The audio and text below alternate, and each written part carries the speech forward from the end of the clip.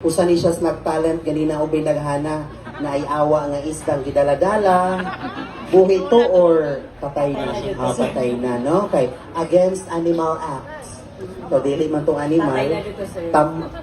Patay na dito siya. Imong itiwasan.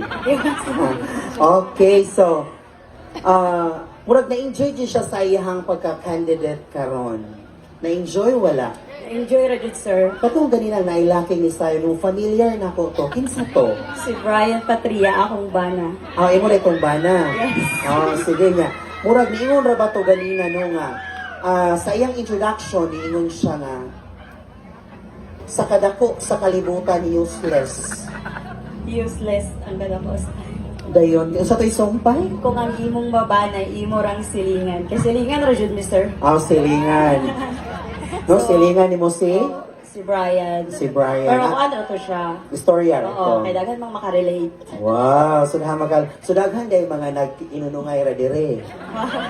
Mga silingan-silingan ra no. Labi ra po ng silingan kay dili mapanos, dili mabugnaw ang sabaw, no? Pero mayabo ang sabaw. Anyway, halina dire sexy girl. Sige na, good. Okay, pick up number, roll paper for your question. Ining lison, pwede pong imong i-Arabic, kay buragikan man kas sa to, no? Sa Saudi Arabia, mag-Arabic, taani ron, pero hindi ko kasabot, no? Hindi ko kasabot mag-Arabic, inday. Your question, ala, in English, mani, okay ra? Yan ko lang i-translate. Sige. Ang imong pangutana, in English man eh. Sige. Para sa imuha, nganong ang inahan man ang itawag o